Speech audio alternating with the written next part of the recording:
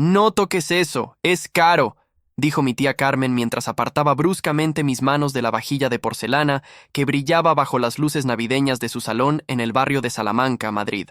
Era la Nochebuena de 2023, y yo, Alejandro Martínez, de 24 años, acababa de llegar desde mi pequeño apartamento en Lavapiés con un regalo que había costado 3 meses de mi salario como camarero. Un regalo que cambiaría para siempre la dinámica de nuestra familia. Mi sueño es llegar a 1000 inscritos, pero más que un número, quiero construir una comunidad que valore la dignidad y las historias que muchas veces quedan en silencio. Si tú también crees en el poder de la verdad y la esperanza, únete a Dignidad Silenciosa. Suscríbete ahora y acompáñame en este camino para hacer que cada voz sea escuchada. Juntos podemos lograrlo. El aire navideño de Madrid tenía ese frío seco característico de diciembre, y las calles estaban adornadas con miles de luces que convertían la capital en un escenario mágico.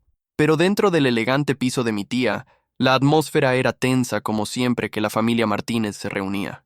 Carmen, hermana mayor de mi madre fallecida, había heredado no solo la fortuna familiar, sino también la costumbre de recordarnos constantemente nuestra posición en la jerarquía económica de la familia. Alejandro, hijo, ven aquí, pero ten cuidado con esa lámpara de cristal. Es de Baccarat. ¿Sabes lo que significa eso? Me dijo mientras señalaba un objeto que para mí no era más que una lámpara cara, pero que para ella representaba su estatus social. Mi tía Carmen, de 52 años, perfectamente maquillada y vestida con un traje de Chanel, tenía esa manera particular de hacer que uno se sintiera pequeño con solo una mirada. Su marido, Ricardo Mendoza, un exitoso abogado de empresa que manejaba las inversiones de varias multinacionales, me saludó con una palmada en el hombro que pretendía ser afectuosa, pero que se sentía condescendiente. ¿Cómo va todo en el bar, Alejandro? Espero que estés ahorrando para estudiar algo más. Provechoso. Sus palabras llevaban esa carga implícita de decepción que ya conocía bien. Mi prima Sofía, de 22 años y estudiante de Derecho en la Universidad Complutense, me miró con una sonrisa que no llegaba a sus ojos. Llevaba puesto un vestido que probablemente costaba más que mi alquiler de 2 meses, y sus zapatos Jimmy Choo relucían bajo las luces del árbol de Navidad que dominaba el salón. «Hola, primo. ¿Sigues viviendo en ese pintoresco barrio?», preguntó con una sonrisa que pretendía ser dulce, pero que sonaba claramente despectiva. El salón era un museo de objetos caros, alfombras persas auténticas, cuadros de artistas reconocidos, muebles de anticuario que parecían intocables. Todo estaba dispuesto con una perfección que intimidaba, como si cada objeto fuera un recordatorio de la distancia económica que existía entre nosotros. Las paredes estaban pintadas en tonos crema elegantes, y las cortinas de seda enmarcaban ventanas que ofrecían una vista privilegiada del retiro. Me dirigí hacia el árbol de Navidad, un abeto natural de casi 3 metros, decorado con adornos que parecían joyas auténticas. Cada bola navideña brillaba como si fuera de cristal de Swarovski, y las luces creaban reflejos que bailaban por toda la habitación. Bajo el árbol, los regalos estaban perfectamente envueltos en papeles elegantes con lazos dorados y plateados que parecían obras de arte. Saqué mi regalo del bolso de tela que llevaba conmigo. Era una caja pequeña, envuelta en papel dorado sencillo que había comprado en el estanco de mi barrio. No tenía la elegancia de los otros regalos, pero contenía algo que había elegido con el corazón y que había supuesto un sacrificio económico enorme para mí. 3 meses trabajando turnos dobles en el bar El Rincón madrileño habían sido necesarios para reunir el dinero. «¿Qué es eso, Alejandro?», preguntó mi tía con curiosidad, pero con un tono que ya anticipaba decepción. Sus ojos examinaron mi regalo como si fuera algo que podría contaminar su perfecta disposición navideña. «Es para ti, tía Carmen. Espero que te guste», respondí, sintiendo como mis manos temblaban ligeramente mientras le extendía la caja. El nerviosismo me invadía porque sabía que mi regalo, aunque había costado una fortuna para mí, probablemente no impresionaría a alguien acostumbrado al lujo. Carmen tomó la caja con la delicadeza de quien maneja algo potencialmente frágil, pero sus gestos indicaban que no esperaba gran cosa. Ricardo se acercó por curiosidad, y Sofía dejó su copa de champán Moet en Chandon sobre la mesita de mármol para observar el momento. Mientras mi tía desenvolvía cuidadosamente el papel dorado, yo recordé las largas noches en el bar, sirviendo copas a turistas y locales hasta las 3 de la madrugada, ahorrando cada euro posible.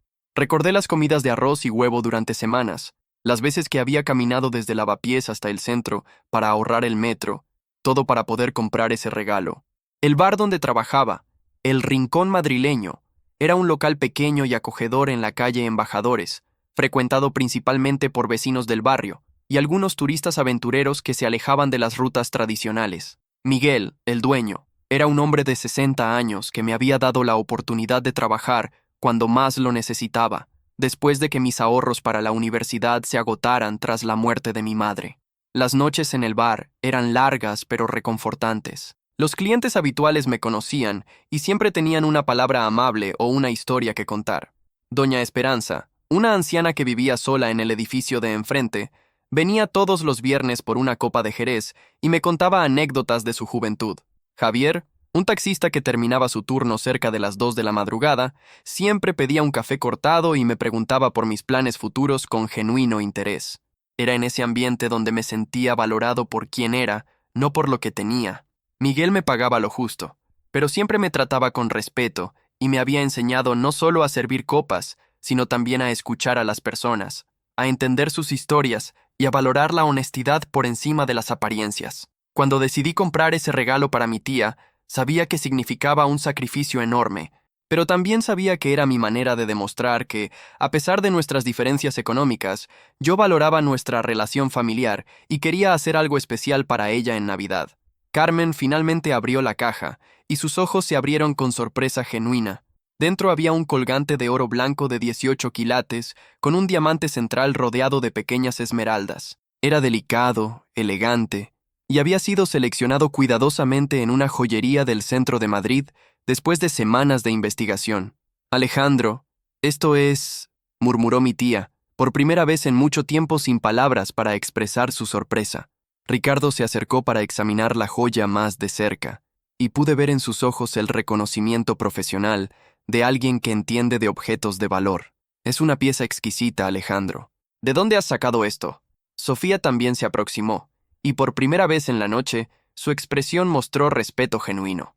Primo, esto es precioso. Debe haber costado una fortuna.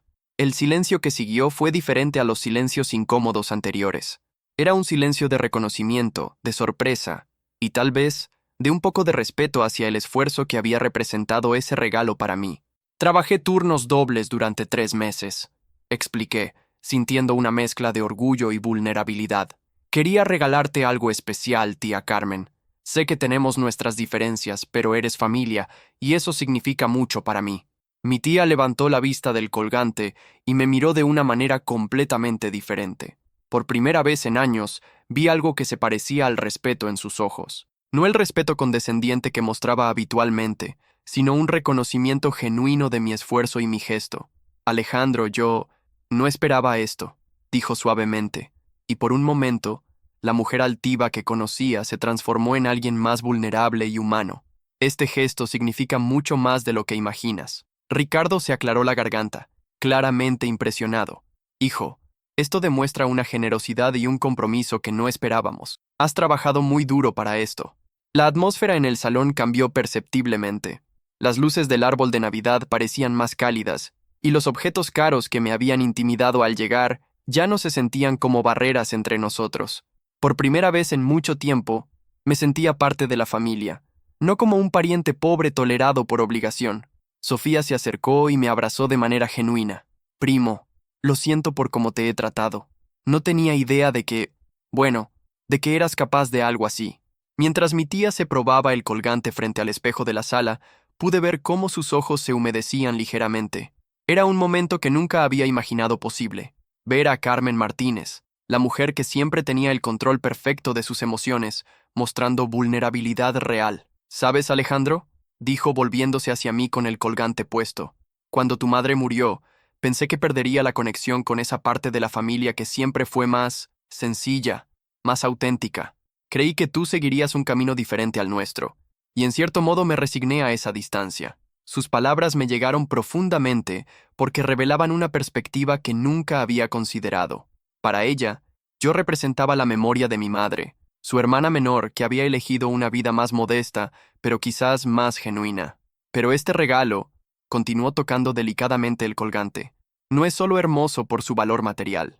Es hermoso porque representa un sacrificio real, un gesto que viene del corazón. Eso es algo que el dinero no puede comprar. Ricardo asintió solemnemente. Tienes razón, Carmen. Alejandro, este regalo nos ha enseñado algo importante sobre el verdadero valor de los gestos. La cena navideña que siguió fue completamente diferente a cualquier otra que hubiéramos compartido.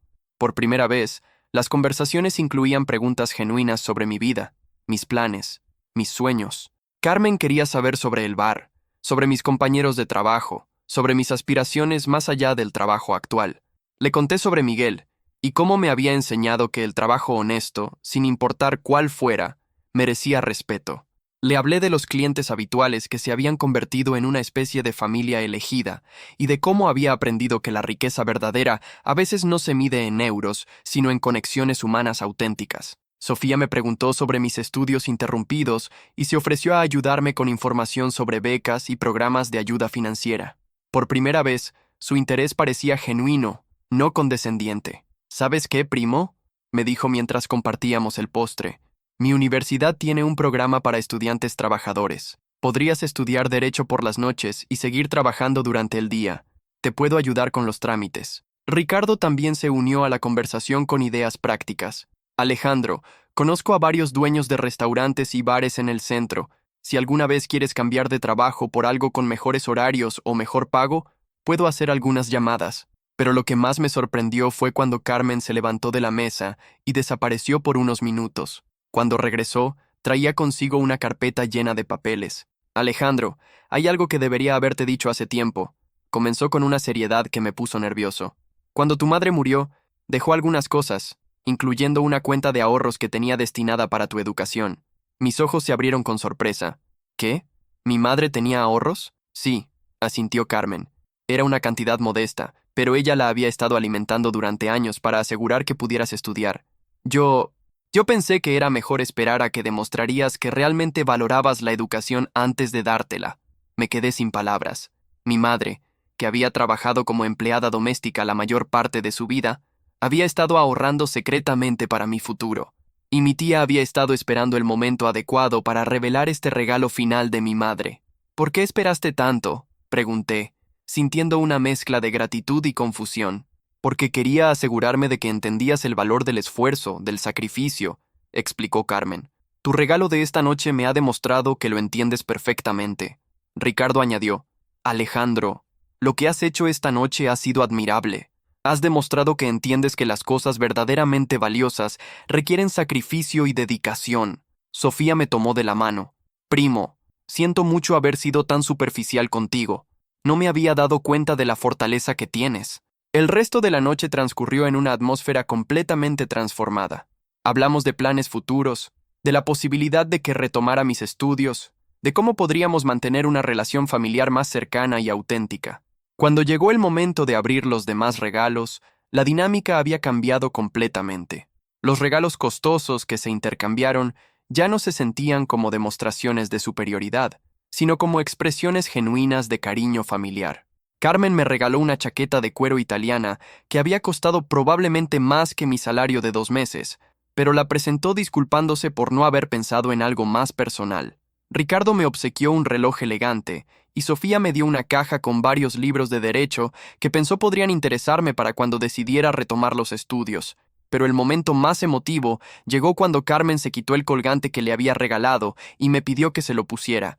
«Quiero usarlo ahora mismo», dijo, «porque quiero recordar este momento, esta noche en que mi sobrino me enseñó que el valor real de un regalo no está en su precio, sino en el amor y el sacrificio que representa».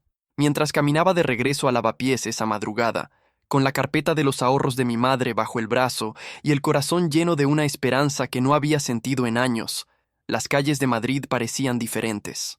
Las mismas luces navideñas que había visto al llegar ahora brillaban con un significado completamente distinto. El frío de diciembre ya no se sentía hostil, sino refrescante. Los sonidos nocturnos de la ciudad me acompañaban como una sinfonía familiar. Cada paso que daba me alejaba físicamente de Salamanca y me acercaba a mi barrio, pero emocionalmente, por primera vez en mucho tiempo, me sentía conectado con mi familia de una manera auténtica. Al llegar a mi pequeño apartamento en la calle Embajadores, me senté en mi silla favorita junto a la ventana que daba al patio interior. El contraste con el elegante salón de mi tía era evidente. Mi apartamento era pequeño, con muebles de segunda mano y decoración sencilla. Pero esa noche, por primera vez, no me sentía avergonzado de mi situación. Me sentía orgulloso de lo que había logrado con mis propios medios. Abrí la carpeta que Carmen me había dado y revisé los documentos. Los ahorros de mi madre no eran una fortuna, pero eran suficientes para cubrir una buena parte de mis estudios universitarios. Junto al dinero, había una carta escrita a mano con la letra familiar de mi madre. Mi querido Alejandro, decía la carta, si estás leyendo esto significa que ya no estoy contigo, pero quiero que sepas que cada euro de estos ahorros representa mi amor y mi fe en tu futuro. No importa cuánto tiempo te tome encontrar tu camino, no importa qué obstáculos enfrentes, eres capaz de grandes cosas, y espero que cuando seas exitoso, recuerdes que el éxito verdadero no se mide solo en dinero, sino en la capacidad de mantener tu corazón bueno y generoso. Las lágrimas corrieron por mis mejillas mientras leía las palabras de mi madre. Era como si hubiera planeado este momento, como si hubiera sabido que necesitaría este recordatorio de su amor y su fe en mí justo en esta etapa de mi vida. Los días que siguieron a esa Nochebuena fueron un torbellino de planificación y nuevas posibilidades. Sofía cumplió su promesa y me ayudó con los trámites para el programa nocturno de Derecho. Ricardo me conectó con el dueño de un restaurante más elegante en el centro, donde podría trabajar con mejores horarios y mejor salario. Pero lo más importante fue que Carmen comenzó a visitarme regularmente en Lavapiés. Al principio sus visitas eran breves y un poco incómodas. Claramente no estaba acostumbrada al ambiente del barrio, pero gradualmente comenzó a apreciar la autenticidad del lugar y de las personas que lo habitaban. Un día me acompañó al bar El Rincón Madrileño durante mi turno. Miguel la recibió con la hospitalidad característica del lugar, y pude ver cómo Carmen comenzaba a entender el ambiente donde yo había encontrado una segunda familia. Doña Esperanza le contó algunas de sus historias, y Javier el taxista le explicó su perspectiva sobre la vida en Madrid desde su experiencia recorriendo la ciudad día y noche. «Entiendo por qué te sientes cómodo aquí», me dijo Carmen esa noche, mientras caminábamos por las calles del barrio. «Hay una honestidad aquí que a veces se pierde en mi mundo». Esa conversación marcó el comienzo de una relación completamente nueva entre nosotros. Carmen no cambió completamente.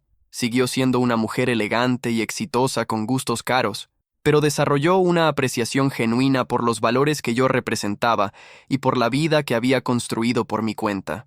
Meses después, cuando comencé mis estudios universitarios, Carmen se ofreció a ayudarme financieramente, pero para entonces ya habíamos establecido que cualquier ayuda sería un préstamo que yo pagaría una vez que me graduara y encontrara trabajo en mi campo. Era importante para ambos mantener mi independencia y mi sentido de logro personal. Sofía y yo también desarrollamos una relación mucho más cercana. Estudiar la misma carrera nos dio muchos temas de conversación y ella comenzó a visitar el barrio regularmente, no para ayudarme condescendientemente, sino para pasar tiempo conmigo como familia real. Ricardo, por su parte, se convirtió en una especie de mentor profesional. Me enseñó sobre el mundo de los negocios desde una perspectiva práctica, pero siempre respetando mi perspectiva y mis valores. Nunca más me hizo sentir inferior por mi trabajo en el bar o por mi situación económica. El colgante que le regalé a Carmen se convirtió en su joya favorita. Lo usaba regularmente, y según me contó Sofía, siempre que alguien le preguntaba por él, contaba la historia de cómo su sobrino había trabajado 3 meses para comprárselo, y cómo ese regalo había cambiado su perspectiva sobre lo que realmente importa en la vida. Un año después de esa Nochebuena memorable, nos reunimos nuevamente para celebrar las fiestas. Esta vez, el ambiente fue completamente diferente desde el momento en que llegué. Carmen me recibió con un abrazo genuino. Ricardo me preguntó por mis estudios con interés real, y Sofía me puso al día sobre sus propios proyectos académicos. El salón seguía siendo elegante y lleno de objetos caros, pero ya no me intimidaba. Había aprendido que el valor de las cosas no reside únicamente en su precio, y que mi lugar en la familia no se definía por mi situación económica, sino por los lazos genuinos que habíamos construido. Esa segunda Nochebuena, cuando llegó el momento de intercambiar regalos, me di cuenta de que ya no sentía la presión de impresionar a nadie con algo costoso. En lugar de eso, había preparado regalos más personales. Para Carmen, una fotografía enmarcada de mi madre que había encontrado entre sus cosas, con una dedicatoria que hablaba de los recuerdos familiares que compartían.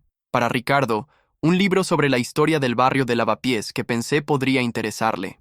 Para Sofía, una colección de historias que había escrito sobre los personajes que conocía en el bar inspirado en las conversaciones que habíamos tenido sobre la importancia de entender diferentes perspectivas sociales. Los regalos fueron recibidos con una emoción que me confirmó que habíamos encontrado un equilibrio auténtico en nuestra relación familiar. Ya no se trataba de demostrar nada a nadie, sino de expresar cariño genuino de maneras significativas para cada persona. Carmen me regaló algo que valoré enormemente. Había enmarcado la carta que mi madre me había dejado junto con los ahorros, y la había acompañado con una fotografía de las tres juntas cuando yo era niño. Para que nunca olvides de dónde vienes y hacia dónde vas, me dijo. Esa noche, mientras regresaba a casa cargado no solo con regalos, sino con la satisfacción de pertenecer verdaderamente a una familia que me respetaba y me valoraba, reflexioné sobre el cambio extraordinario que había ocurrido en nuestras vidas. El regalo más caro que había dado no era el colgante, aunque había representado un sacrificio económico enorme para mí. El regalo más caro había sido la valentía de mostrar mi vulnerabilidad, de demostrar cuánto valoraba a mi familia a pesar de nuestras diferencias, y de mantenerme fiel a mis valores mientras construía puentes hacia ellos. A su vez, el regalo más valioso que había recibido no era el dinero de los ahorros de mi madre, aunque eso había cambiado mis posibilidades futuras. El regalo más valioso había sido el respeto y el amor genuino de una familia que finalmente me veía por quien realmente era, no por lo que tenía o no tenía. Años más tarde, cuando me gradué en Derecho y comencé a trabajar en un bufete respetable, mantuve mi trabajo de fin de semana en El Rincón Madrileño. Miguel ya era como un padre para mí, y los clientes habituales seguían siendo parte importante de mi vida. Carmen a menudo bromeaba diciendo que era el único abogado que conocía que servía copas los sábados por la noche, pero siempre lo decía con orgullo, no con vergüenza.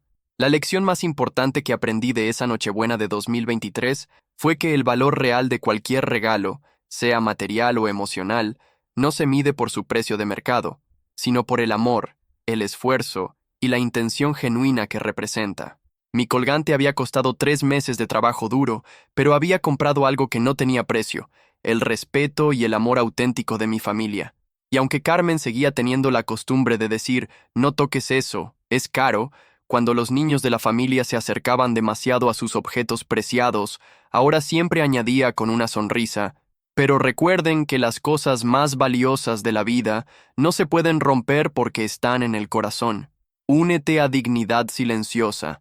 Suscríbete ahora y caminemos juntos para que ninguna voz vuelva a ser silenciada, porque cuando una historia se cuenta con el corazón, puede cambiarlo todo.